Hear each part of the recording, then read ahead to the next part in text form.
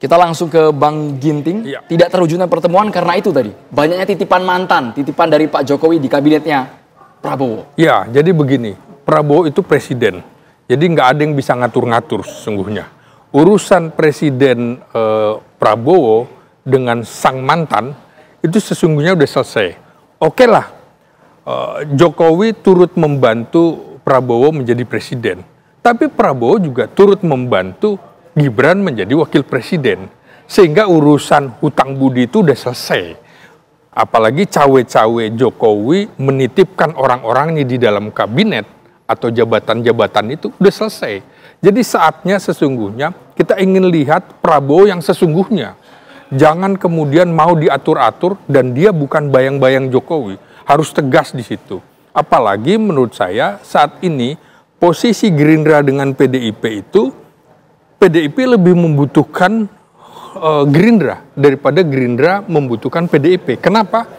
Karena posisi Prabowo yang menjadi presiden dan dukungan penuh di parlemen, ya, sementara PDIP relatif menjadi partai yang kesepian, sehingga PDIP lebih membutuhkan Gerindra atau lebih membutuhkan Prabowo. Karena itu menurut saya posisi PDIP juga kan harus jelas, tapi katanya posisi PDIP kejelasannya menunggu Kongres. Tapi kan untuk demokrasi bagus. Prabowo sebagai jembatan mempertemukan presiden kelima dan juga presiden ketujuh. Ya kalau tidak ada masalah. Nah masalahnya ini posisi PDIP yang dalam tanda petik banci di mendukung pemerintahan atau tidak, itu kan efeknya adalah persepsi publik, tingkat kepuasannya jadi anomali. PDIP menjadi partai pemenang pemilu legislatif, tapi tingkat kepuasan publik terhadap PDIP rendah, sekitar 58-53. Nah ini menurut saya juga PDIP harus segera bersikap. Kalau memang mendukung Presiden Prabowo, nyatakan itu. Kalau ingin di luar pemerintahan, nyatakan juga. Karena keseimbangan itu kan tetap dibutuhkan.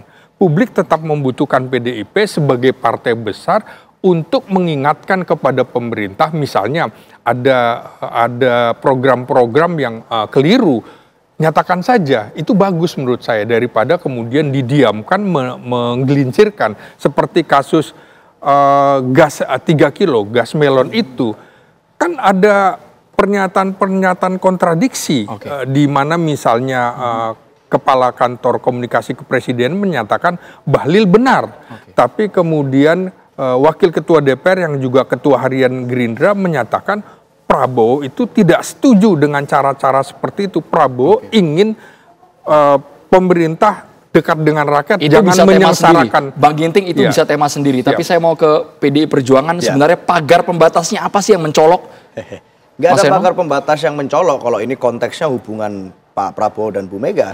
Karena sejauh ini pun juga kami berkomunikasi dengan efektif kok. Dan itu terbukti misalnya tidak perlu katakan langsung bertemu. Sekarang saja belum bertemu saja, ada utusan-utusan yang selalu melakukan komunikasi dengan baik itu dari Pak Prabowo kepada kami maupun kami kepada Pak Prabowo, itu terjadi komunikasi yang efektif gitu dengan cara-cara lain.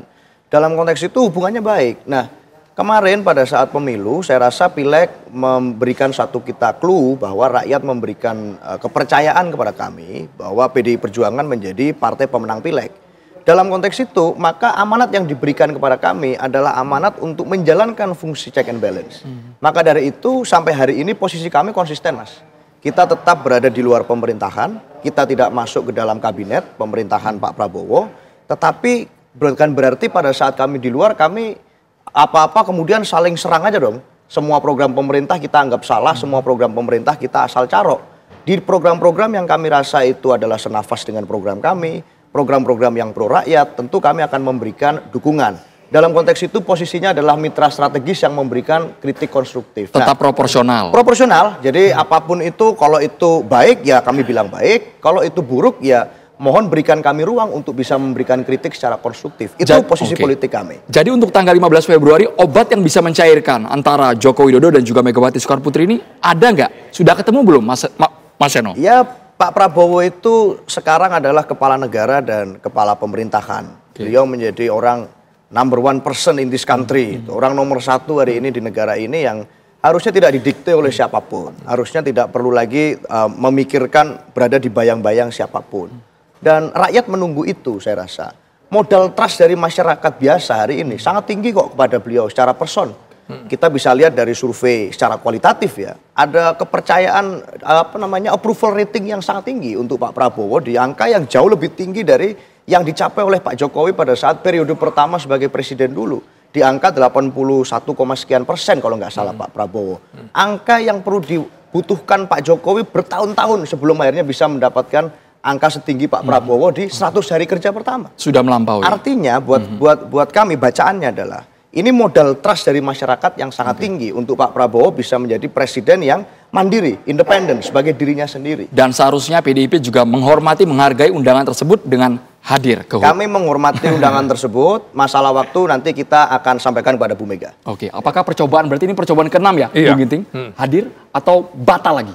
Kebetulan Megawati sedang di Roma, jadi banyak jalan menuju Roma. Pertemuan itu nampaknya akan dilakukan pertemuan khusus, bukan sedang banyak kalangan. Jadi pertemuan khusus antara Prabowo dengan Megawati, saya yakin akan terjadi baik sebelum Kongres PDIP pada Maret atau April ini, atau pada saat Kongres itu. Jadi saya yakin pertemuan ini 80% akan terlaksana, karena bangsa juga menunggu pertemuan dua tokoh besar ini. Implikasinya apa buat cerminan demokrasi kita, Bung Ginting? Kalau memang dua tokoh nasional yang selama ini mungkin gesekannya sangat kencang di mata halayak, tapi nanti bisa terjadi. Ya, saya kira ini kan harus ada kontrol sosial objektif. Tadi misalnya bagaimana posisi PDIP yang di luar pemerintahan akan melihat secara objektif, kalau memang baik dikatakan baik, kalau buruk dikatakan buruk. Sehingga pertemuan ini memunculkan perspektif bagus bahwa Indonesia tidak,